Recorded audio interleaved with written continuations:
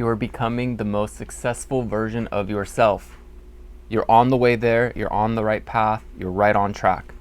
Now, here's 2 things to take on your journey that'll guarantee your success. And number 1 is going to be, right now as you are heading this way, things are going to get tough, whatever you're creating. And I'm feeling like there's art, there's some kind of content coming out for you. Maybe you're ready to speak your voice and use it in certain ways to assist others. Maybe you're into coding. Whatever it is, here's one way to be able to make sure that you stay consistently going, because on your way to every single thing that you're doing, there will be a step. And you have to complete this step, whatever skill you have to learn here in this moment, to take you to the next step. Because here's the method. You look back and you look at yourself from 4 or 5 years ago, the most, I don't know, let's put it like the loser self of yourself, right? Not in a bad way, right? Just the part of you that hasn't done a lot of work, who hasn't taken so much action, who hasn't been focused and has been all over the place and still trying to figure out what they want to create into the world and share. Take that version of yourself and then ask yourself this question. We're going to go ahead and invert, because we know what it's going to take for us to get to success. We know all the things that we need to do. If we want to be a digital artist, we should probably learn Photoshop and all the tools in there. And that's a lot of overwhelmingness, right? We're like, oh man, there's so much stuff to learn, how to crop things, then you got to market yourself. You got to make an Instagram, YouTube, whatever you got to do, right? It becomes overwhelming. So we invert the process and we ask ourselves, what can that version of me, that previous version of me, not the version that I'm heading towards, what can that version of me do that'll guarantee that I won't be successful? What are some things that come up?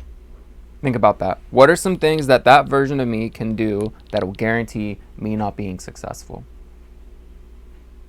And some of those things are, drum roll, is clearly not being consistent is one. And if you've already probably come up with a list, right? Procrastination, not learning new things, allowing other people's opinions to stop you, blocks, fears, are you good enough? A lot of the times it's worthiness.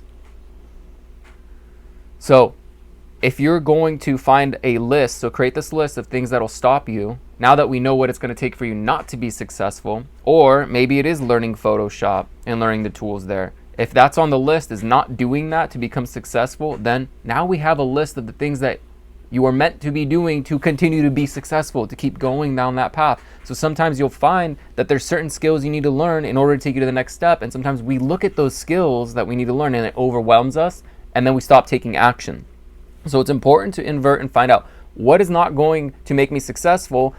And then you take that list and you say, all right, let's just learn that list. And if it comes down to it, if it becomes too overwhelming, it's just like, think about vacuuming your whole house, right?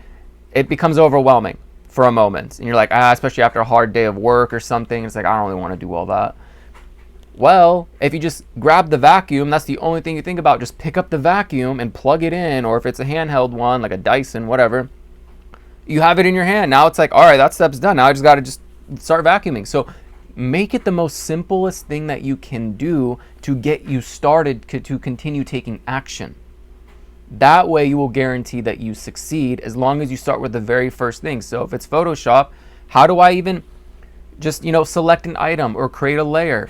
Start small and then start looking up YouTube videos and what do I need to learn? And I usually, when I first started Photoshop, I just started clicking all the buttons, all the tools, figuring out what does what. I just took one picture and just messed with it. Well, I also did go to school for multimedia design, so I had a head start. Either way, though, when I first started, it was still me clicking. When I later decided to do more digital art things, I would, was like, oh man, I forgot how to use this. So I just started clicking around. I'm like, oh yeah, now I remember. Either way, that's fine with everything. I just start clicking buttons. Just start clicking things. And then as you advance, ask and find out, what do I need to learn, and type it into Google. There's AI that can help you as well.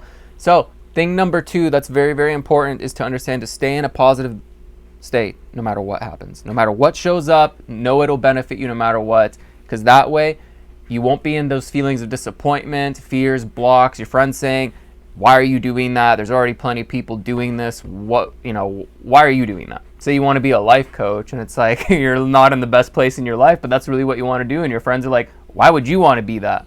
First of all, babe, you probably got the wrong people in front of you. got the wrong friends, because those are not supportive people. So really quickly think, like, do they need to keep staying in my life, or let them know and set a boundary. Hey, I feel this way.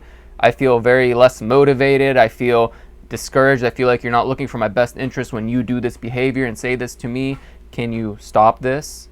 Create the call to action. You put the responsibility onto them. It may be intense, but we leave it onto them. Quick little boundary setting lesson here. And then we move on, and then we let them go if they don't want to change or shift to support this new version of you and be in the highest excitement of your new expression of self. So number two, this is the positive thing, and this is where we take the law of attraction and keeping, it's really more self-mastery. It's keeping your emotions in a positive place no matter what, knowing it's going to benefit you anyway. And law of attraction stuff is mainly it's a motivational tool is how I use it now, is to feel the feelings of the future outcome that you want, envision what you desire to manifest, right? Well, once you have that vision, you grab those feelings of what it's like to be a successful artist, whatever, coder, whatever you want to be, and you bring those feelings into now. What does it feel like? And then you wipe that vision, because a lot of the times things sometimes will show up the way you envision them. Most of the time, it's going to show up in a better way that you had no idea was going to happen. So we have to stay in a place of understanding whatever shows up, we want to still be positive for it and happy and grateful and feeling that feeling of gratitude instead of feelings of disappointment. Oh, it didn't exactly show up the way we had envisioned it. Because that will tell you, oh, this law of attraction stuff isn't working. None of this is working. I'm a failure again. Then you start going down this loop and spiral. No, it is working. And the moment you go down that loop and spiral is the moment you start actually believing you're a failure. And then the universe will support you unconditionally and give you more reasons on why you should believe you're a failure. And then you're going to keep buying into that reality, and then you're going to be stuck at step one again. So it's important to just wipe it, keep with those feelings of excitement, happiness, you're valuable, you're worthy, and just keep taking action. Keep taking physical reality action. And regardless of what shows up, you just keep going. So use that as a motivational tool to get those feelings of what does it feel like, how happy and exciting, feelings of love, maybe in a relationship, and then take action. Go on that dating site. Go find out what it's like to be excited about dating someone new, and not all men and women suck because of your previous relationships. And that you have this assumption that people are just going to be bad people. Like, try things out, learn as you go, and take that vision, wipe it, and just allow things to show up as they do and accept what shows up, good or bad. And then you just keep feeling like you're going in the right direction, because it's important to keep taking action. You can't just manifest, can I get a hot tub, and then hot tub shows up. You still got to take actions. You got to call the hot tub people. You got to, pay the monies. You got to do all sorts of physical reality things to get the hot tub in your house. Okay? So, number one, invert it. Find out what you can do to not make you successful. And it's usually the things that you have to do in order to go to the next step. And they have to complete here to gain the skills of those things. And then number two, use law of attraction, manifestation tools to motivate you into feeling good, and then take action, inspired, aligned action as that version of you that you brought to here now, and just keep taking action, going in that direction. And just know, it may not show up the way you envisioned it, and that's okay. Because the moment you start putting those feelings of disappointment of it's not showing up the way I thought it was, remember, you're going to spiral downhill, and that will create more of that stuckness, and you'll not go any further. So allow things to show up, to allow the flow of the universe to keep going to you. Okay, because you're going to always get what you need when you need it, and that is called abundance. So have an alchemizing day. You are abundant. Namaste, and peace out.